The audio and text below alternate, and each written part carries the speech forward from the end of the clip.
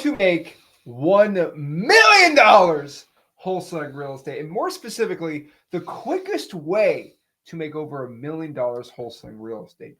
There are actually 4 proven paths to really do $100,000 all by yourself. But what we're going to show you today is how you can use all these paths together to go out here and make as much money possible in wholesaling. Now, here's the truth. You can clear $1 million in assignment fees, no problem wholesaling all by yourself. Now, you will kill yourself doing this. It will not be fun, but you can do it. But there's a lot easier ways to do it that we're going to share today. And what we're here to set out to do is show you how to make $1 million the quickest, maybe not the easiest way, but the quickest way possible for success in wholesaling real estate. So let's kind of get into it and let's kind of talk about how to do this the right way, guys. Again, if you got any questions, let us know and we're ready to go. But there are 4 proven ways to make $1 million in wholesaling real estate. And so let's share exactly what these 4 ways are and how you could start using them for wholesaling real estate success. So let's pop up the chart here and show you how to do it. Now, making $1 million is, I get a lot of people that complain to me about, it's so easy. And a lot of people tell you when you're trying to scale, you have to go spend all this money and do these insane things. And I don't really prescribe to that part. I kind of prescribe to the part of what you can do here. So let's do this. There we go. Okay, cool. So here are the 4 ways to scale with only about $1 million in wholesaling. So this is roughly what we have found and kind of a little chart we made here of the 4 ways to scale to $1 million through wholesaling real estate. Now, the first way that most people can do it, and the way that I started, the way that you started, right, was just do more of what's working. And that is the first way that most people go out here and scale and make a lot of money. It's just like, okay, this is working. And here's my advice. Ready? Just do more of it.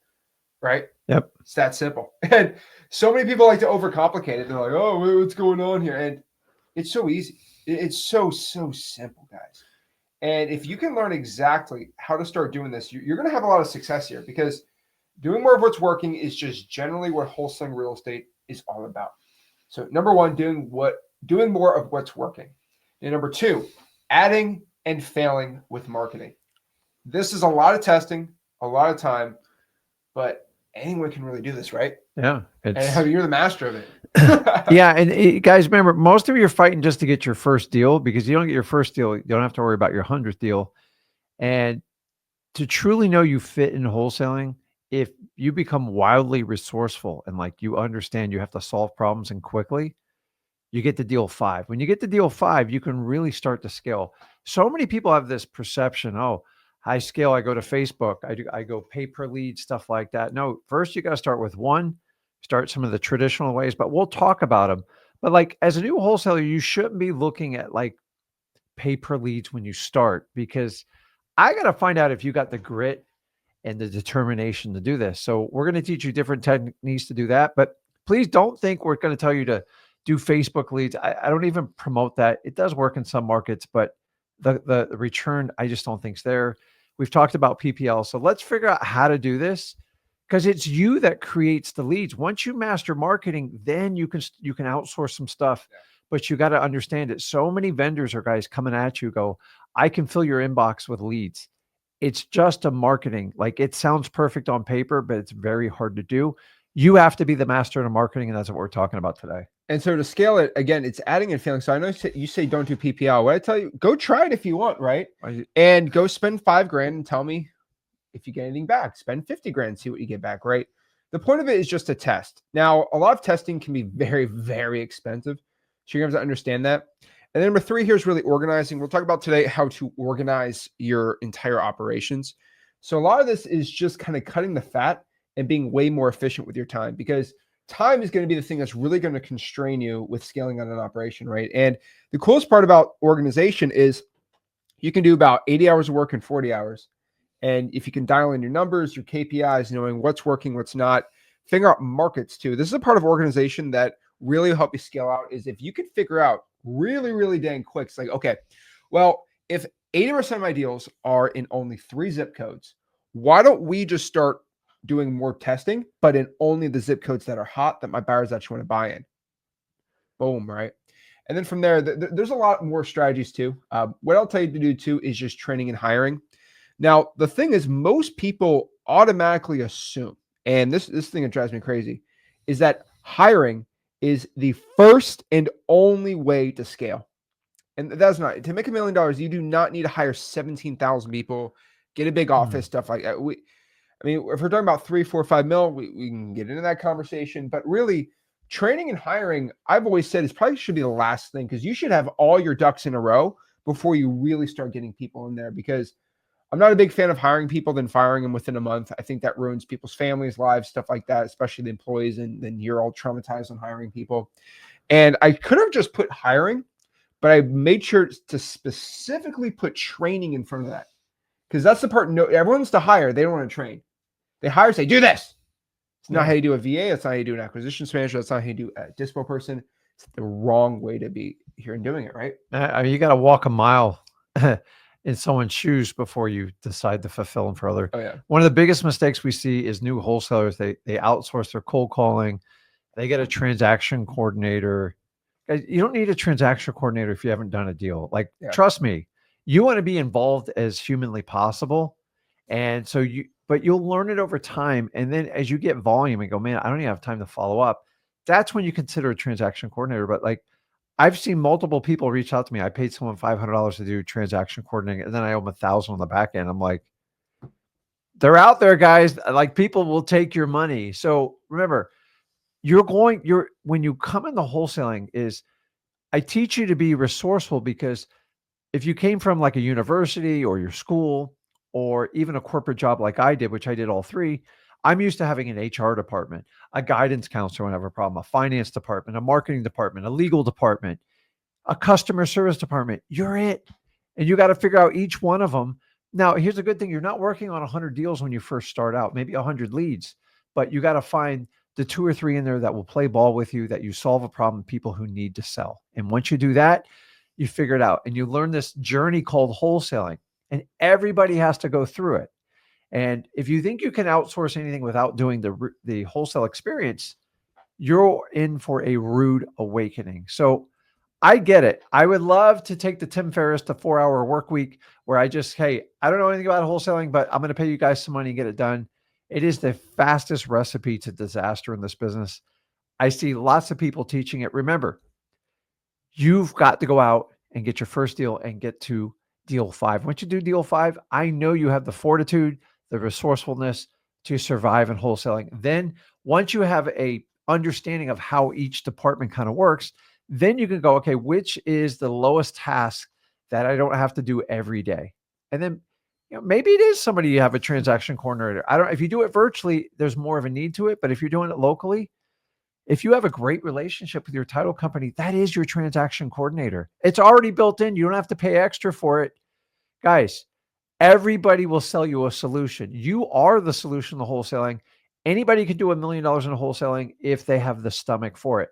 Did I say it's easy? No, it's not the easiest thing in the world. But the idea is make some money, learn the content of wholesaling while you do it. We are not in grade school where you go 12 years, then we throw you out in the job market, and then you figure it out at like minimum wage. So you're going to have to take a step back and understand. Please don't think you can outsource everything and know nothing about the business, because I've yet to meet anybody who survived wholesaling doing that from the get-go. Yeah, happens a lot. So you got to know exactly how to master your own domain before you can go scale it out the right way. Because when you scale someone out, like they're like mini yous, like mini me's. And if you're not good, you scale out something that sucks. I mean, 0 times 0 times 10 is 10, it would be 3 times 10 is 30 versus 1 times 10, right? And so that's the way you got to do it the right way. So again, let's kind of talk about the first part, right? Doing more of what is working. Guys, by far, this is the quickest path to start really making a ton of money. And it is the simplest one, right? We're talking to Brady yesterday on the XC's Mastermind. And he was funny because just like, I just did 5 deals this month, man. I think it's like 23, 24. And he's just like, what should I do?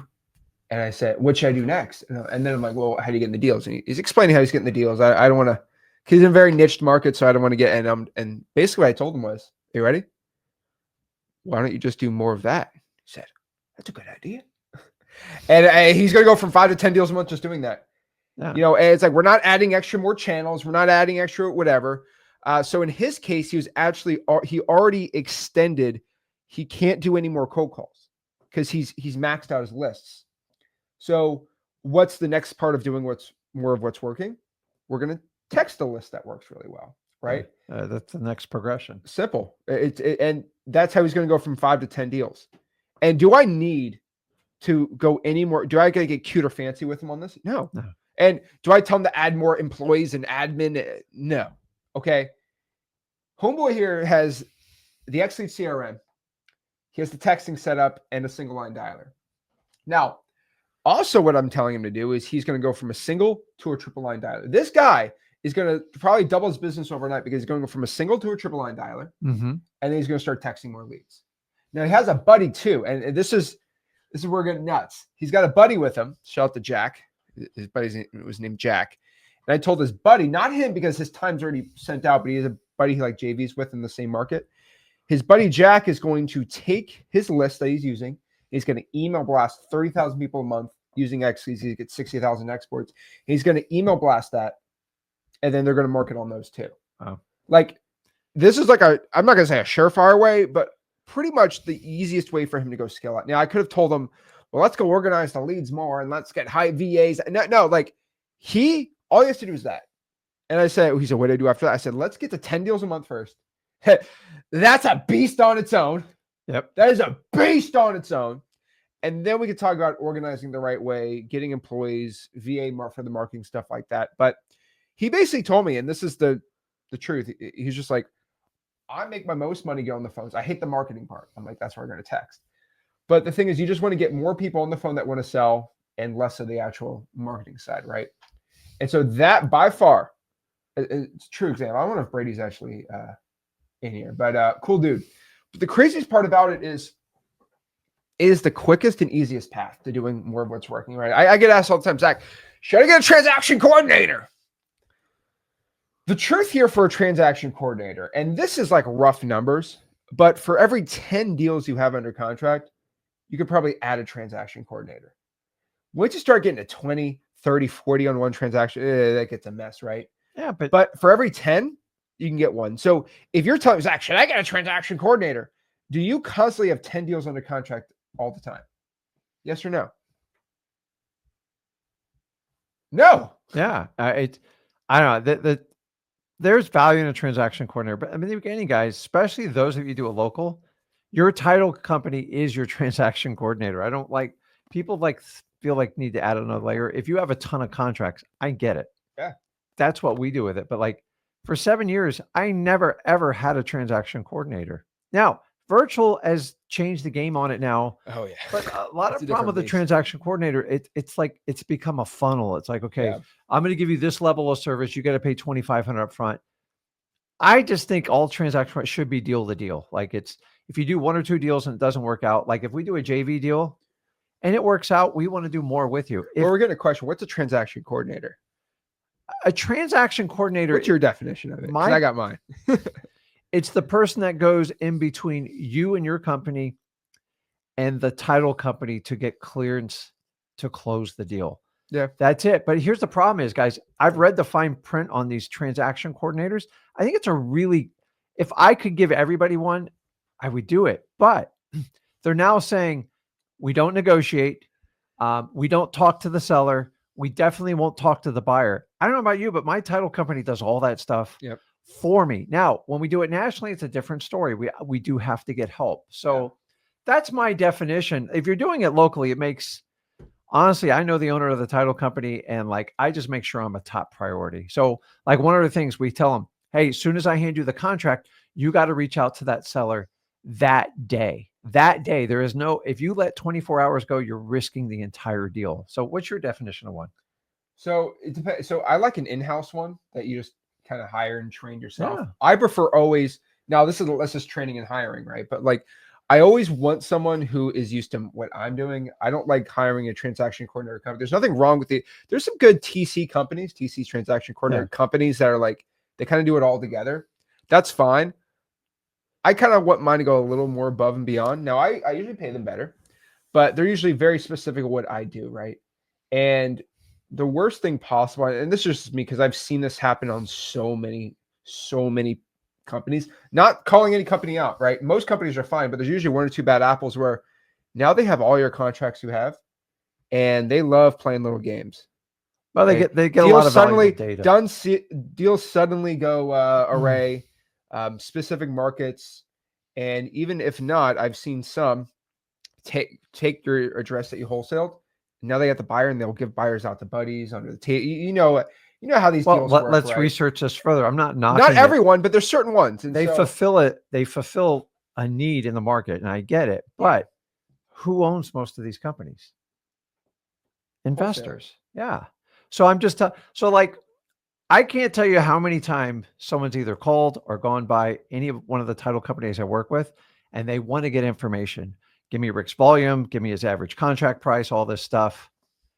Never. I just say, listen, one word ever gets out because that's our data. We spend a ton of money for it. Our closing attorneys, they get hit up all the time. So unless you have a subpoena, but like you got to have that person on lockdown. But like, don't be paranoid about it. If you're doing it nationally, you need to get some help. If you can use an in-house person. Yeah. The other thing is if you got one person dealing with 100 investors across the country, I don't know how much time you're going to get from them because they're companies. They want as much business. I don't blame them, but like, do you really have a dedicated person to it? Or are you like just another number? I believe in the beginning, they did a great job, but I'm starting to see severe limitations. We don't contact seller. We don't contact buyer. We don't negotiate. There's some good ones out there. Yeah. So listen, if you can find somebody on your team, well, Rick, how do you do a transaction quarter? You just need someone honestly to babysit your deal. Yeah. Touch base with the title company once or twice a week, because that's what it takes. Most of us are trying to get it done in a couple of weeks. And did the title pull? Did we get this back from the attorney? And honestly, you could have what we call just a runner back. Like your job's just to follow up and get it closed. You get them a percentage of deal. You give them a flat fee. But like once it gets big enough, either you bring in an in-house employee or you can find a company that help you solve that problem. But keep in mind, make sure you know who you're doing business with because you're trusting them with your most valuable asset, which is your contract. So I agree. So again, the quickest path is doing more of just what is working. Now, for example, if cold call and probates are helping you, do more of that at scale, right? Duh. Simple, right? I mean, I get asked all the time, like, well, what if I don't know what's working? Well, a couple of things we can show you here, right? So another chart we have in freewholesaling.com that I think is actually pretty cool. So I'm Mr. Infographics today. Oh, wow. But, this is an old chart that you made. And I think it was really useful for today. But it's basically, what's the chance of the seller actually being a good deal, roughly considering their motivation, right? And you remember doing this, right? But like, basically it comes out to the more motivation, the higher chance out of 100 calls, 1,000 calls, it's going to be a deal, right? Mm-hmm. And so kind of explain this real quick. I'm just refreshing. So it's just a graphical representation, and it just kind of gives you the different type of seller. So remember, if it's just price, which is typically PPL, that's why you have to go through so many leads to make it work. And remember, we're based on a relationship. Mm-hmm. How can I have a relationship if you just want to do price? Well, here's the problem with price. Yeah. Is price is negotiable, right? Yeah. And how most of these negotiations on sellers who want just price, a lot of this, you're going to find this a lot on like Facebook ads or internet leads, right? SEO, whatever it is, right? Sometimes PPL, right? But like you get a lot of people who are like, okay, well, I'm going to give an offer to the seller. You're like, would you take 100? And they say, I'll think about it. And then you go, okay. And then you got nowhere to go. I'm like a clown. I will tell you this. If the people that tell you, maybe I'll think about it, that is worse than a no, in my opinion, because you so many times you're in the friend zone. And it's like, what can I do with it? So when me and Zach teach you at freewholesaling.com how to do the framing and stuff, there's a reason for it. You call it cheesy, whatever you want, but I can hold people to the word and progress it. And I can snuff out the people that really have no intentions of selling them a property. They're just using you. Most PPLs, from what I've seen, they use each PPL. It's SEO, but Facebook. When someone's just focused on price, they're going to take your offer. Okay, Rick gave me an offer. Zach gave me an offer. Johnny gave me an offer. Susie gave me an offer. And then they look at it, go, okay, who offered us the most? They don't go, who do we trust the most? Who's the best for it? Because You're just a transaction. So moving along this chart here is the avoid the realtor fees. That's the next one. And sometimes the Double people, motivation, by the way. yeah, Double and motivation. sometimes, so this is why we don't want you to be a licensed realtor, because they're trying to avoid it. Now I have a shot with them. I just got to get behind the story let's on talk it. about this for a second, right? So how much it is to sell a piece of real estate? On average, it's going to be 10 to 12% when 10 it's to said and 12. done. So if somebody wants 88% of what the house is actually worth, that is avoid realtors fees, right? Yeah. Once somebody's, what I personally found, once somebody's willing to take 20 to 21, 22% below what the property's actually worth, then you know they're actually willing to go below avoid realtors fees. And that's when you start getting into wholesale territory, right? Yeah. So this chart is progressive. So each problem that adds up, it's more apparent when they need to sell. So, the next one is when it needs repairs. That indicates they might actually have a financial problem, and you just got to get to the story behind the repairs. Nobody wants a hole in the roof. Nobody wants a leaky roof. Nobody signs up for them. Just life happens. And we've all been in this situation at one time or another. And if you understand it, as we progress through this chart, I'm simplifying this, because then once they get behind on repairs, then the house they get behind on their mortgage payments, which if they don't do something, something is going to happen. Period. The house is going to be auctioned off, and they're not going to be in control. And this is where it breaks, right? When you get the foreclosure, bad tenants, because there is extreme uncertainty. And the one thing people do not want with their housing needs and their family is uncertainty. Now, when we add probate to this, guys, these are the number one deals I do. Why? Because they have the most profit, and usually the probate almost adds everything else below this line. I talked to 3 deals today with probate. They're a pain in the ass. Don't get me wrong. I hire people to help me get through all the legal and stuff.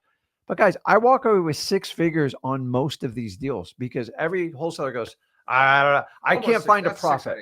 No, not on each one of them, but it's significantly higher.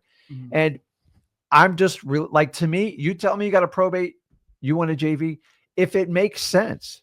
But like, I do my homework on all these deals. I find out when it's under contract. And here's what most investors do. They put it under contract on a probate. Mm-hmm.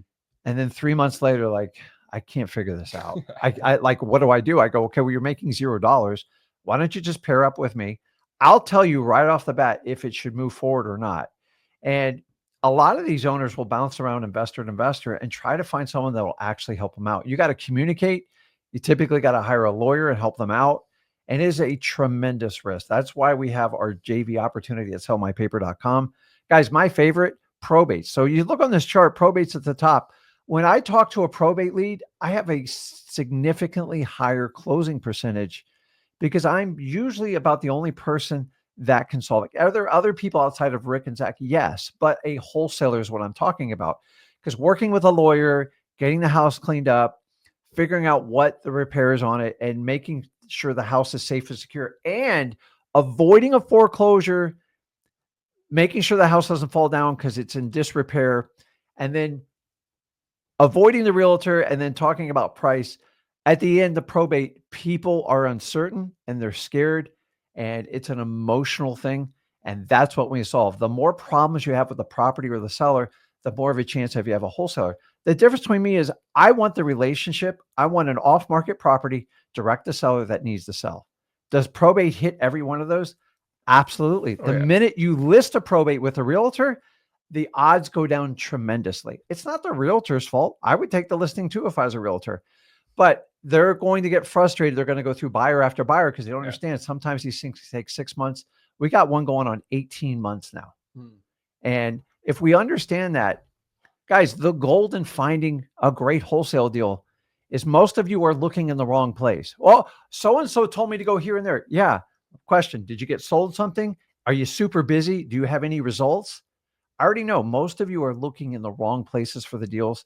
Find the seller's motivation, either the property motivation or the seller's motivation. If you get them both, OD and off-market direct to seller that needs to sell. There we go. Probate's where the money's at. So, are you gonna go? Yeah, I got to cut out. I got to go work on a project here. So you're in good hands. Okay, man. Sick. All right. So we're talking about the second part here. Wait. If I push this here. Now that's where I start going crazy. All right. So if we're talking about this right here, right? So if number 2, right? So this is the part where I think some people get a little, they get a little freaked out over, but it's adding and failing with your marketing. Now, the thing about adding and failing with your marketing here is you just have to test a stupid amount of things out here. And what I mean by this is, there we go. What I mean by this is you're never going to know what's working or what's not working until you actually do it. Now, I know that's a crazy statement, but what I mean by this is if we actually go out here and try cold calling a list and we've never cold called that list, it's either going to work really well or it's going to fail. But the coolest part about it is you just got to try it once and then everything else changes. Then everything else changes. And what I mean by this is I never knew texting was going to be so valuable until I tried it. I didn't know email blasting would actually work. And it never worked really until I figured out I can use Google Sheets and not get spam likely if I just keep changing the Gmails. I didn't know this stuff would work until I actually did it. And here's the truth. I have tried a lot of things, and most of them had about an 80 to 90% fail rate on things I've tested. I've tested Facebook leads. I've tested SEO, PPC, and I've never failed on PPC, right? I've never failed on it, but the ROI was just atrocious. It was like 1.4, 1.5x, maybe 2x on if I got nice on SEO, but like 2x returns is a terrible return for any marketing you do. So yeah, not worth it for me. But would I hit it out of the park with certain things? I hit it out of the park. Like just absolutely crushed it. Like digital bandit signs, it's like try it out, didn't know if it was going to work, ended up working, right? And then you guys are doing really well with it too. But there's a reason why the things I teach you because stuff works for me. And so for anybody who's doing deals, right, it's like, okay, or you're trying to get your first deal, I would tell everyone again, if you're locally, try reverse ranking for dollars. That is by far the easiest return on T, so ROT, return on time activity you could possibly have. So that means the amount of stress, the amount of mental anguish you're going to have per like 10 hours of work it's really not there when it comes to reverse drawing for dollars. So if I spend 10 hours reverse drawing for dollars, it doesn't feel too bad. It's like running versus walking. If I walked for an hour, it might be strenuous if it's hot outside, but I'm not dying. If I told you to run for an hour straight without stopping, you're going to be, oh my gosh. And then I go tell you, hey, ready to go for an hour again? You're like, what? The next day, tell you to do an hour walk again. You're like, oh, it's not bad. It's not the end of the world. It's like when you have to spend an hour driving on like an easy street versus hour on the worst. I've never had anything worse than I-10 in Los Angeles. That sucked. Rush hour in LA, no way. LA traffic, I'll never complain about traffic ever again in my life. And so, reverse drawing for dollars, it's not stressful. For most of the reverse drawing for dollars, that I tell people, I say, put some headphones in, put some good music on, and just go have fun, right? Go listen to some awesome music and just have a great day. Now, here and there, someone's going to go up and say, what are you doing? I'm just putting a note here. My partner wanted me to let you know that he's looking to buy some properties in the area for cash. Why are you my partner told me to do it. Here's the number. Call him and scream at him. But he pays me to do this. And the cool part is they can't really be mad at somebody like that, right? And so that's the cold, hard truth about it is reverse transfer is my favorite. Beats door knocking by far, right? And then from there, we can go down the list, right? Depending on your budget and the time that you have. But like I say, try email blasting, try text blasting, just try all these different lists, guys. I mean, I think we have so we have a 26-page PDF in freewholesaling.com, right? Of how to get started wholesaling house, like how to actually make money. And in that 26-page PDF, we have, I believe, 36 ways to get a wholesaling deal without spending a dime. So if you're starting with zero, try the 36 ways to get your first wholesaling deal without spending a dime. Try the 36. And then from there, you can try all these other lists, right? You do all the paid lists, free lists, government lists. I mean, there's so many ways to make money in wholesaling. But the best way anybody can go out here and start making money wholesaling is just by trying and doing it. And if you know you have an 85, 90% fail rate of trying something new, but that the 10% that hits is like a home run, it's a staple you're always going to use. That's all you got to do, right? So I say try everything and anything in your market. Try different zip codes, try different areas, right? Another example that I have a lot of success with is like when I was virtually wholesaling in Houston, it was okay. Like it wasn't like hot or really good. And then what I started to do was I started looking at double closings. And I found out a lot of the double closings were out in western part of Houston in Harris County, like Katy, Texas. And I was like, huh. And then I started doing the western parts. And boom. That's when I started doing fat assignment deals. And even like I look at a lot of my virtual wholesaling journey. Like I tried so hard in Pittsburgh and Western Pennsylvania because all the numbers lined up. It's a Midwest city, cheap prices, right? I'm like, okay, we can make Pittsburgh work. And Allegheny County, I don't know how to say it, right? Sucked. Absolutely sucked. And I did not do well there. But I said, okay, I'm not going to fail. And then I tried the city of Philly. I'm like, not good. And I tried all these different areas. And then I realized that Eastern PA, where one of my best buddies, he grew up in this small town called Pottsville in Berks County, or might not be Berks, but that area, right? And I'm like, I've never heard this area. And I found there's like 300,000 people in the county. I'm like, huh, this is how I find things out, right? And I say, okay, well, I'm going to go crazy. And then I crushed it in college doing that. It was absolutely awesome. And then from there, I'm like, okay, Poconos works well. And another reason why I find really good markets too, and I don't make this a secret because I try to give as much knowledge as I possibly have in the wholesale space.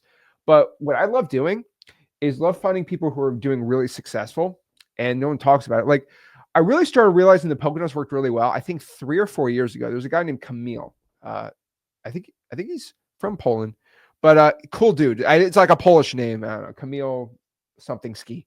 I know that's how every Polish name ends, I think. But he was getting crushing in the Poconos, like hundreds of thousands a year. And I was like, whoa, I've never done this. And then I just do it, right? And the coolest part, a lot of you guys just doing it in freewholesaling.com in your areas, and you come back and say, I'm making millions of dollars. It's insane. So I see so many wholesalers go out here and they cry about it, right? They're like, oh, man, it's not working for him. I go try a different market. Even in virtual wholesaling, if your virtual market's not working, maybe try a different market, right? But my best advice for you there is maybe it's not the market, it's the marketing, right? That's one thing I say. It's not the market, it's the marketing for most people. But if you're trying to wholesale, like I was talking to a kid yesterday in the Discord last night, and he was in San Bernardino. I'm like try Hemet, maybe parts of Riverside, but you probably got to do virtual wholesaling. And he wanted to do local. I'm like, dude, like, I'll be honest with you. I think he'll do way better virtual wholesaling than in Riverside. Even though Riverside, San Bernardino, I've done lots of deals there still, right? And what I'll also tell you is just try JVs too. I mean, if you just participate in our communities, freewholesaling.com, ZachDiscord.com, right? You're just going to get JV deals just thrown on your lap. And they're fat deals. You make like 10 grand. It's crazy. But, oh, Lordy.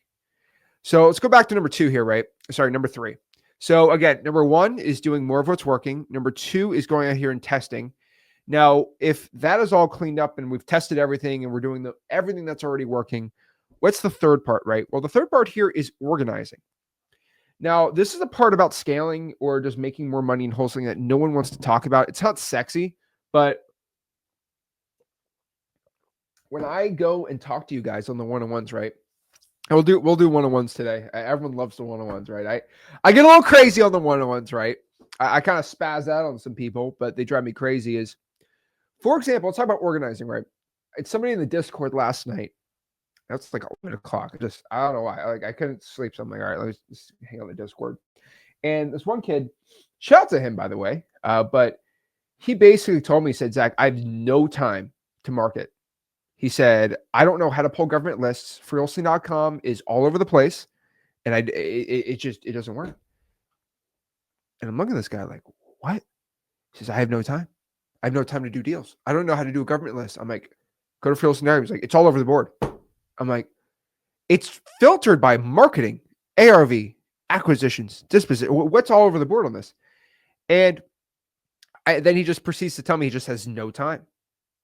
And I'm like, okay, Well, so I did my self-organization for this guy on the Discord. I never watched it. It was kind of funny. I'm like, okay, if you have no time, and I want everyone who has no money or some money, I want you to actually do this. This is a very intuitive. But I told him, I said, okay, if you have no time to wholesale, which there's about 0.5% of the population in the United States can say, everyone else can't. I said, show me your screen time. If you have the balls to tell me that you have no time to wholesale, then have the balls to give me your screen time. Whoa, whoa, Zach. Why are you pressing me? You're not trying to, they said, you're not trying to fix the problem. You're just trying to reply back and you're not actually trying to help me. Bro, I asked you what your screen time was. Why are you so scared? Wait, you're scared I'm going to find 6 hours a day of TikTok on your screen time? I'm just being straight up. And number 3, this is organization. I'm trying to organize how he's spending his time. And then, organization, if everything's a mess, then you try to put everything in its correct order. Well, I look at your time and I'm trying to organize it. This is organization too. And this guy decided that he was not going to share his screen time, but still tell me that his life was terrible. And I was like, bro, what in the world? And I'm like, okay, well, if you want to share my screen time, tell me why you can't. Tell me your hours you work. And he said, I work 10 a.m. to 8 p.m. I said, oh, okay. So you work that 100 hours a week. He's like, I don't work 100 hours a week. And I'm like, well, 10 a.m. to 8 p.m., 7 days a week, I'm assuming. He's like, no. I'm like, okay, well, then you could drive for dollars. He said, I can't drive for dollars. I live in St. Louis. He told me, quote, that there's a drive-by. He would be hit by a drive-by if he went driving for dollars in St. Louis. And I said, homie, I said, you're not supposed to drive for dollars in the areas that have the drive-bys going on. And I know a lot of people drive for dollars in St. Louis. I don't know. Everyone thinks it's Compton out there. And St. Louis is rough. But I will tell you, if you drive for dollars in the areas that aren't high crime, it's a little crazy. But, and then I just proceed to tell the guy, I'm like, well, just give me what your screen time is and the hours you work. And then I can basically tell you if you're full of it or not. And he refused to do it.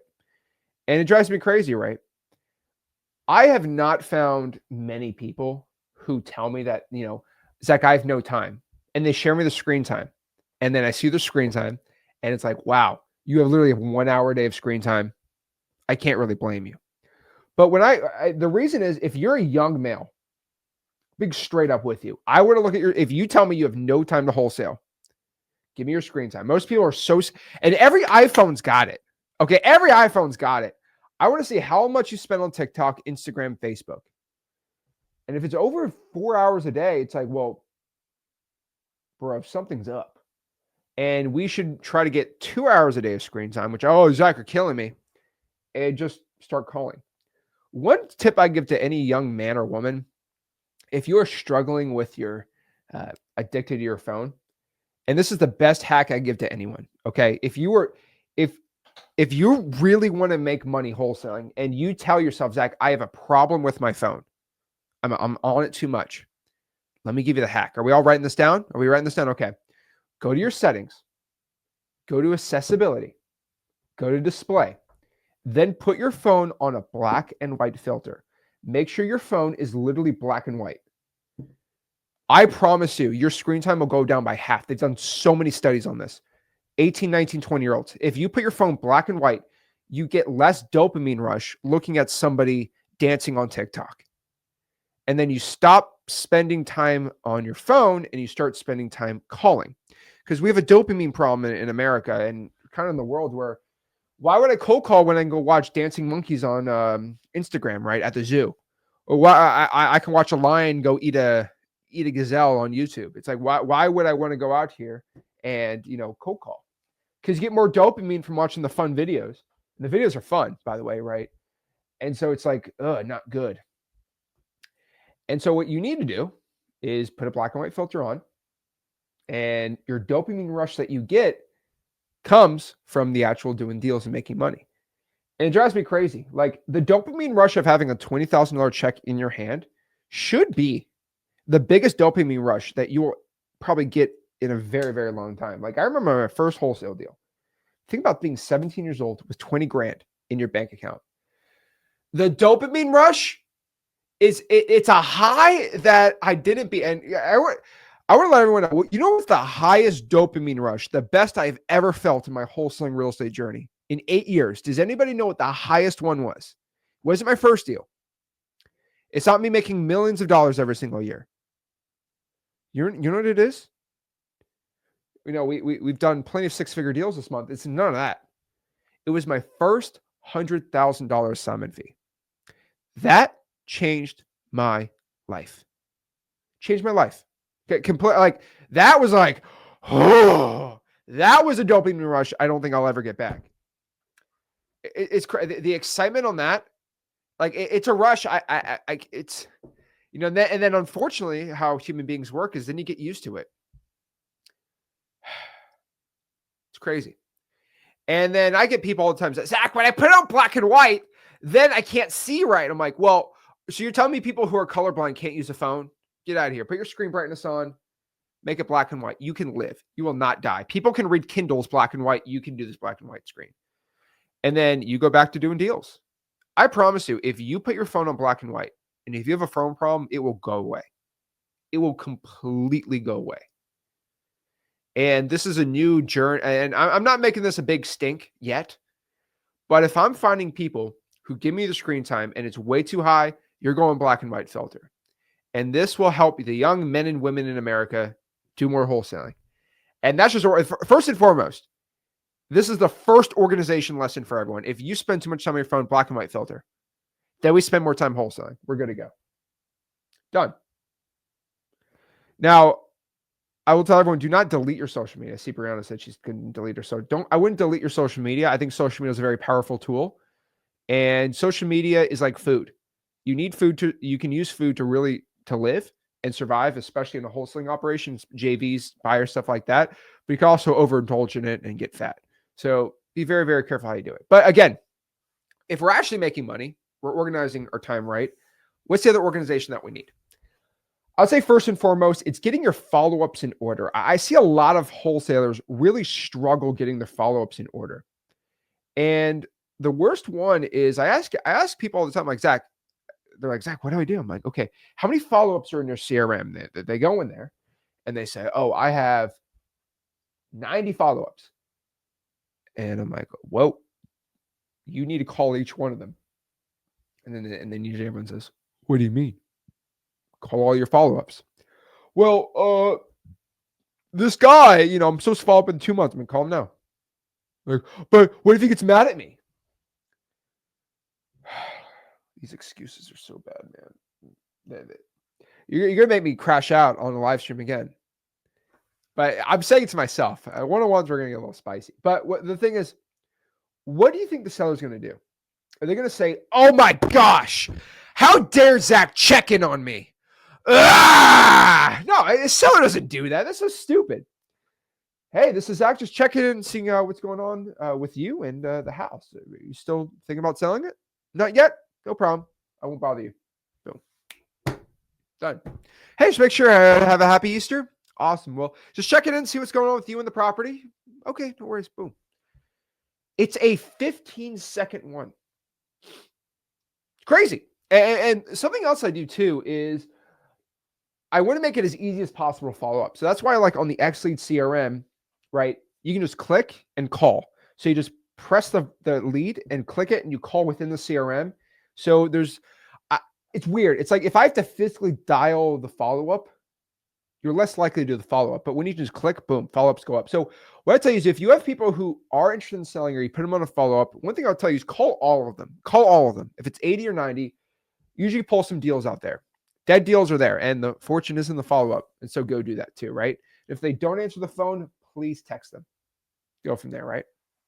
Now, another thing you should do is dial in your KPIs, your key performance indicators, and your numbers. And so what is a key performance indicator? Again, that is basically a metric that we look in our wholesaling business. So for example, if we are cold calling, I want to know how many calls this week that we did, how many people picked up the phone, and we can make a rough percentage of a contact rate. Now, what is the contact rate? Again, if I called 1,000 people and 100 people picked up the phone, said hello, that is a 10% contact rate. Roughly, you want to be between a 15 to 20%. Now, depending on the market, sometimes it get down to 10 to 20%, right? But 10 to 20% is usually the one. You should be 15 in the middle. 20 is awesome. 10's like, okay. But here's the truth. The reason everyone's like, well, why do you want to track that? Well, this is how we can start scaling up even more, right? And I had somebody I had a conversation with last week. No, I think on Sunday. And he was telling me about how like he wants to make more money wholesaling, is doing well. And he's just like, I just don't know what else I can do. And basically I'd say, well, how are you getting these deals? He's like, I'm cold calling. I'm like, okay. Well, how many calls do you make in the past week? And I kid you not, this man told me, and I'm getting the numbers a little fuzzy, but you could, if you remember the live stream, you can go tell me. But like, he told me this, and he got real smug. I made 3,800 calls this week, and he was expecting me to say, yes, sir. Oh my gosh, you're the king of wholesaling. No, I'm like, okay. He thought I was going to go on my knees and be like, yeah, you are the king. You are the master of marketing. Oh my gosh, you did 3,800. You deserve the world. I said, who cares how many calls you made? He's like, what do you mean? I made a lot of calls. I said, how many of those people picked up? He said, 170. And then I started doing the math. I went beep, bop, boop, boop, beep. And I'm like, well, dude, that's like what's 175 by 3,800? That was a 4.4% contact rate. I'm like, so I told him, I said, well, in my company, you know how many calls I have to make to get 170 pickups? He's like, how many? I said, 850. It's 20%. And he said, well, what does that have to do with me? And I'm like, well, you literally did 850 calls worth of work, but you had to do 3,800 calls to do 850 calls worth of work. He's like, what? I said, you are 5 times less efficient than the average wholesaler. And then he's like, well, what is that supposed to mean? And I'm basically trying to explain to the guy that if you got your contact rate from 4.4 to 20%, you will make 5x more money. You'll get 5x more leads, 5x more deals, 5x more money. So if you're doing 1 deal a month, doing this crazy game, if you just fixed your contact rate issue, you'll go from 4.4 to 20%.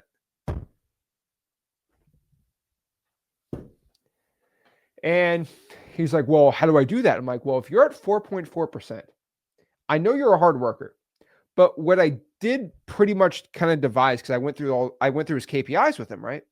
And I found out that at 4.4%, that either means one or two things. Either using terrible skip tracing, or you're absolutely using terrible phone numbers, or possibly you're not using enough phone numbers, right? Usually if you're using a dialer, you want to get at least single line dialer. If you're doing you want to get a number for every like 500 to 1,000 calls. So he was doing about 3,800 calls. He should have about 5 or 10 phone numbers. Triple line dialer, bro, if you're using triple line dialer, 3,800 calls, you need to have at least 7 numbers. And a lot of people say, oh, his data was trash. His data wasn't trash, right? He wasn't using X leads, but he wasn't using a bad service. And so his problem was, do you remember, you want to know how many phone numbers he was using? This guy was using 2 phone numbers to call 3,800 leads. I'm like, bro, what in the world are you doing? And he proceeded to tell me, he said, yeah, it is spam, but his quote was, and this made me crash out. I'm not going to lie. I went crazy. Y'all already know. He said, that's just that's just how the game works, bro. What? That's how the game works. No. When you get a spam on your phone number, you're supposed to delete the number and then get a new number. And his problem is the problem with most dialers. They spend $10 a month per number. And so he's going to get X leads and use a better dialer. He's going to use it better because it's like $1.21 per phone. And so it's just crazy to me. And so I want to use that example as just basically telling you like why dialing your numbers are so important. And he's going to make a change. He's going to come back next week. It's going to be awesome. But he, by just using more phone numbers, most likely is going to 3, 4, or 5x the amount of money he's making because of dialing in your numbers the right way. And so that's why it's really important to know your numbers, right? And so if you're at a 4% contact rate, it's the reason why you suck right now at this is because you're most likely spam. Now, if this guy had 20 numbers and his dialer was fine, probably the data and the skip tracing is the problem. That's it, right? And we got a lot of people who use X Leads and they say X Leads sucks. And I don't want to tell them that we use the same skip tracing as some of these really big companies. I'm not going to name anyone, but like we use pretty much the same skip tracing as very large companies. And it's like, well, what am I? I remember this one guy said, I'm switching. This one guy told me, and this was the funniest thing ever. He said, I'm switching from X Leads to this other service.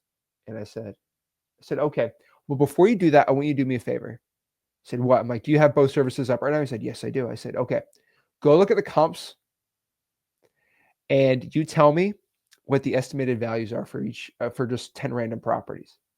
I said, okay. He went back. He said, they're the same. I said, huh. I said, comp the MLS on a non-disclosure state. He said, okay. He went back. He's like, they're the same. And I'm like, huh. And I'm like, huh. He said, why is your data the same as this company's? I'm not going to say who it is. And I said, because we use the same data provider, bro. I said, it's not the data. And he's like, what? Like, yeah, X Leads, we literally use the same data as many of the largest companies because I just sell it for cheaper. And I'm like, they don't own the data, right? They use it from another third party, and I use the same third party, right? And if you're smart, you can read between the lines, right? But like the thing about this is I get so many wholesalers that go out here and tell me, right?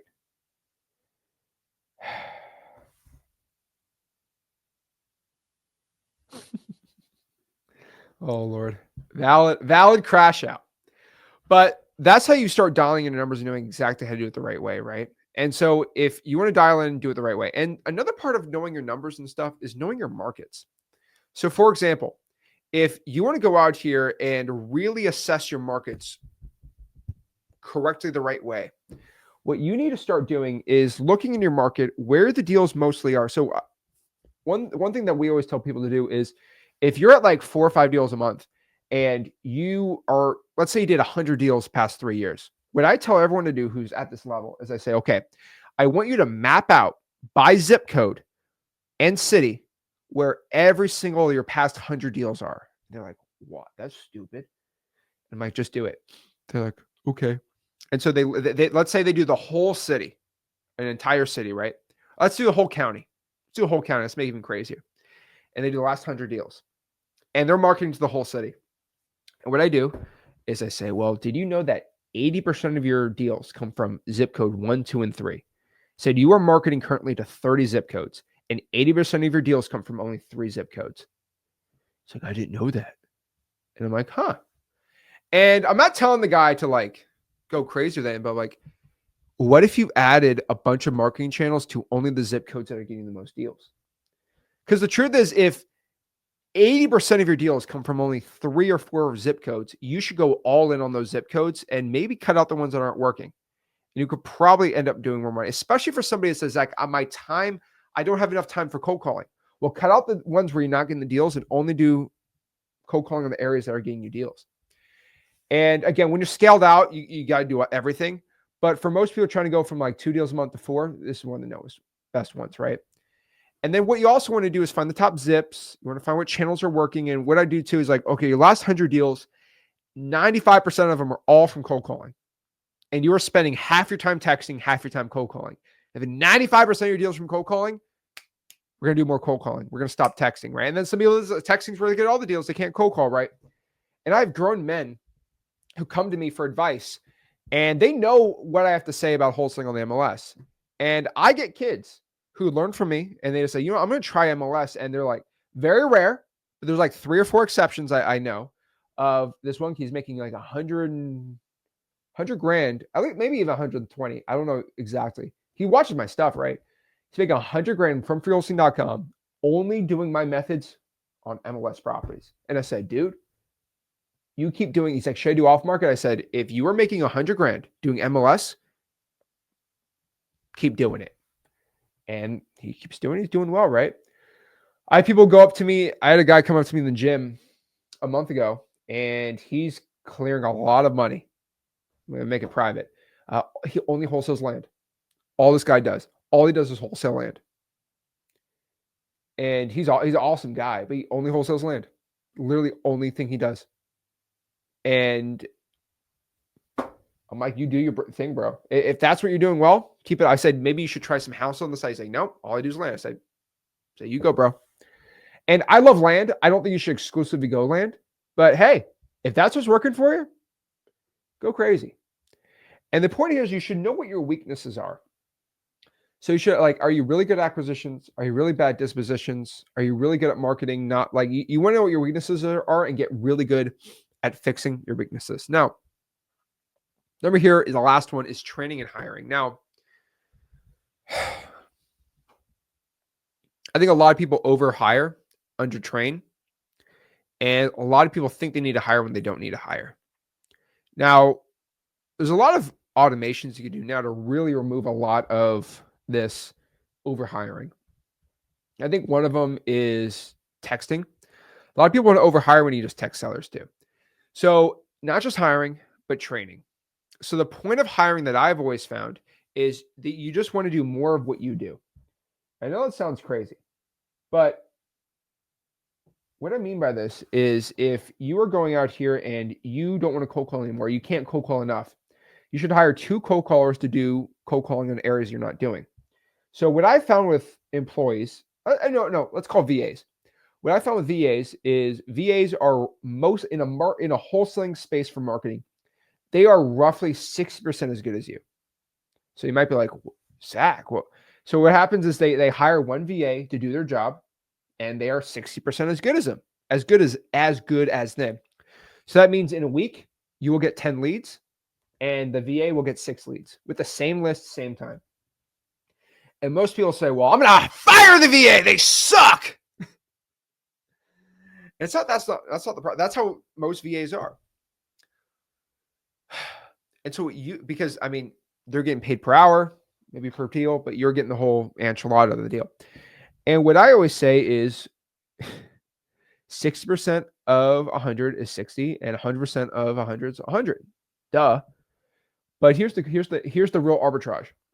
If you have 2 VAs cold calling for you, that means VA1 will get 6 leads per month, 6 leads per week, and VA2 will get 6 leads per week, which means having VAs will produce you 12 leads a week versus you who can only produce 10.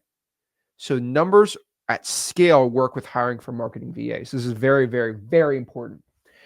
And the best analogy I can tell you about this is I love using okay, we're live here. So who's the biggest, baddest fighter? If you were in a cage with this person, who would be the scariest one you could think of? Let me know live. Who's the scariest person in a one-on-one battle? No weapons, just fists. Who's the scariest person? I could tell you John Jones, probably for me. John Jones is the scariest one if I had to deal with it. Because that guy's crazy. Okay. Hezbollah. Who would be the scariest one? John Jones, Conor McGregor. Okay. So let me ask a Jake Paul. Okay, okay. All right. So Aaron said Conor McGregor. I think let's say Conor McGregor. Nicholas said Conor McGregor. But okay. Patty's pretty dangerous too. But okay, let's use Conor McGregor for example. We're gonna use Zach as examples because y'all can laugh at me. Okay. If I was in an MMA cage with Conor McGregor, even though I have decent skills on jiu-jitsu, a lot of wrestling, right? And I do boxing, right? And so like I have decent MMA skills. how quickly would Conor McGregor end my life? I would say within a minute, because I'll spend about a minute running around in a circle, and then I'd get tired, and then I'll be over, right? So it would take about 2 minutes for Conor McGregor to go end me. Okay, well let's do this. What if there's 2 Zachs in the cage and 1 Conor McGregor? Okay. Well, Conor McGregor would knock Zach 1 out, and then knock knock Zach number 2 out. So probably end it within 3 minutes. Okay. Well, what if there's 10 Zachs in the cage and we're all ganging up on Conor McGregor? Remember, I'm not a tiny guy. I think Conor McGregor's like 5'9". I'm 6'1".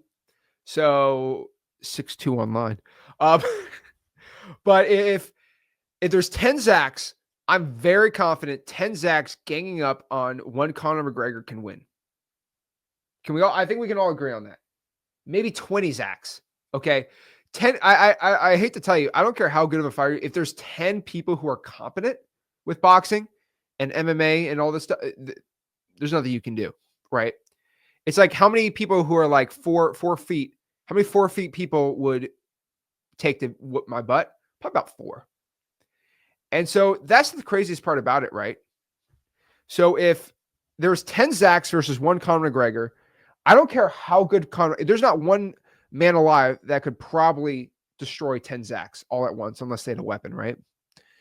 And so that's the truth with you too. Maybe if you do have no MMA skills, if 50 of you go against 1 Conor McGregor, there's nothing you can do because it's overwhelming, right? This is why if there's 5 bodyguards and there's 1 guy, the bodyguards are always going to win. It's how it always, like, there's numbers can only help you so much, right? And so another example, if you like this example, is how many Zachs will it take to beat LeBron James in basketball? If it's Zach versus LeBron 1-on-1, it would just be, it'd be very sad. Now, 2 Zachs against LeBron, LeBron will still win. If it's 4 Zachs versus LeBron, LeBron will probably still win. But if there's 100 Zachs on the court, 100 Zachs on the court, and 1 LeBron James, I will win the game. So that's the thing. If you get so many on your side versus just 1, you will always win. And so the same thing, so look at my company, right? If I have 20 cold callers, there's not enough cold calling I personally can do to beat the 20 cold callers on my team. And so that is how it works. All right. That's how it works. And so that's why VAs and hiring always works with marketing.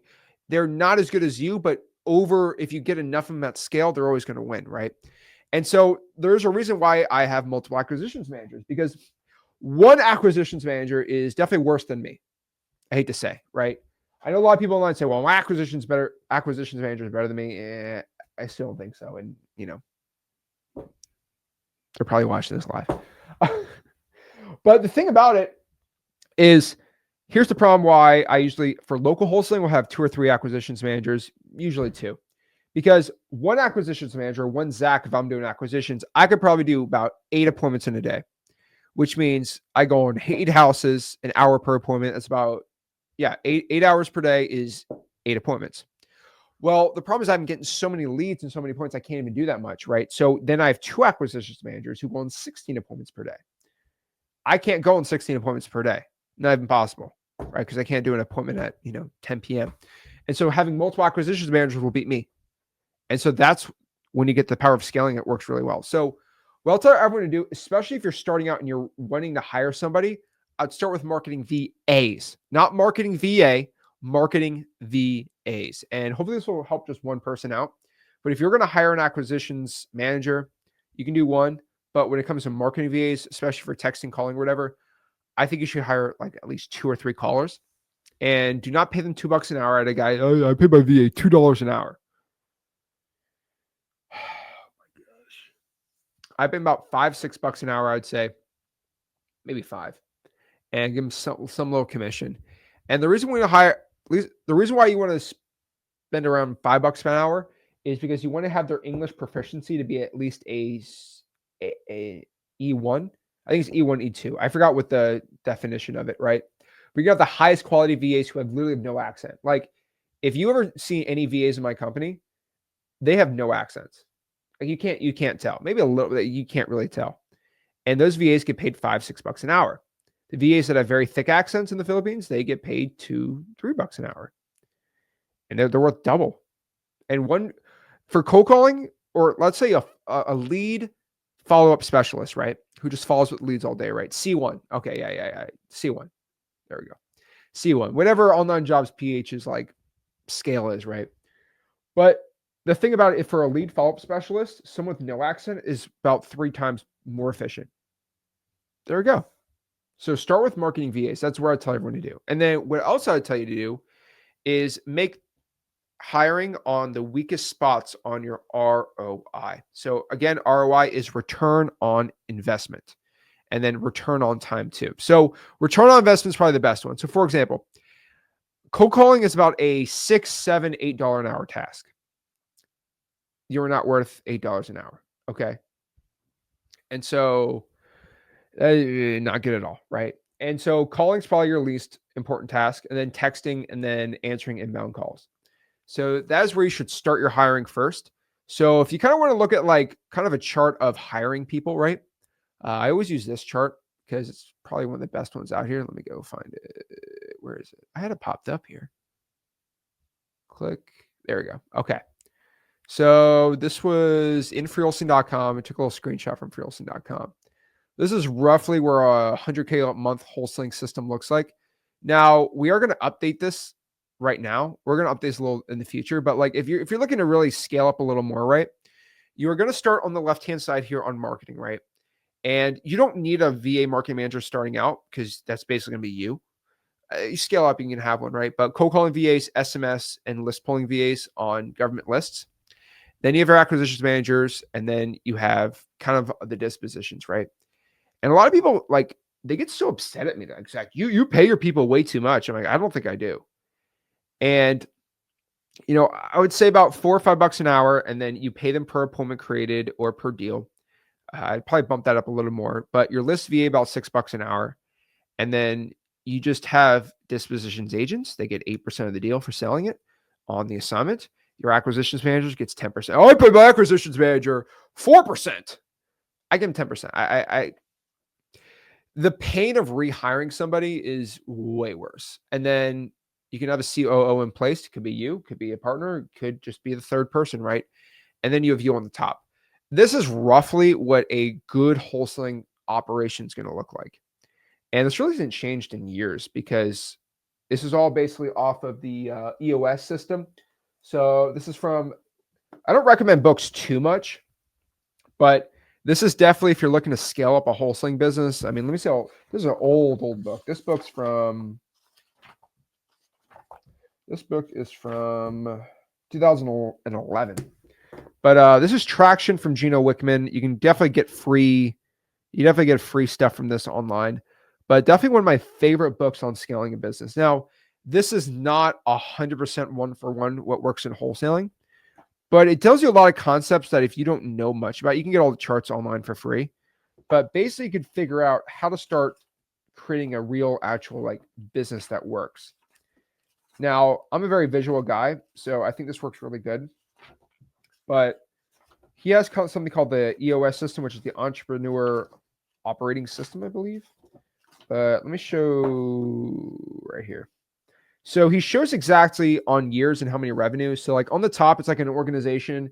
If you're at like 2.1 in revenue with 15 employees, how you can bring it from year 3 from 26 to 6 million revenue, right? And I like it a lot. It really shows integrators, operations people, and then who's in charge of them, right? They have finance, sales, right? And so that's kind of my way of moving it over on the right way.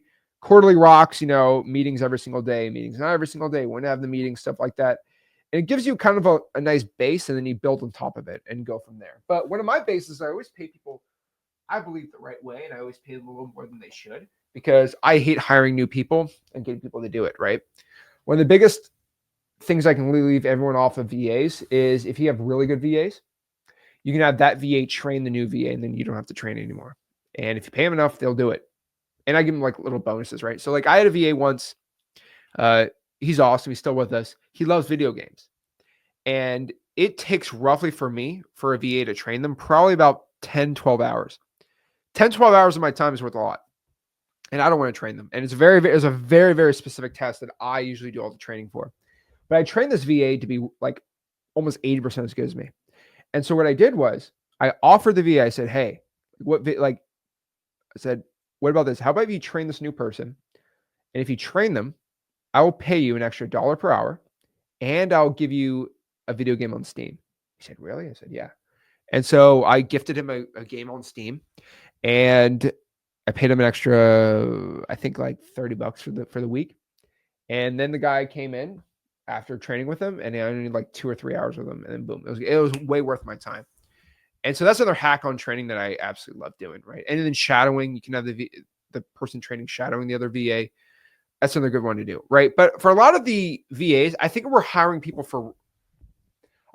wrong people sometimes. And so, for example, right, you can use AI for inbound and you can use AI for lead generation.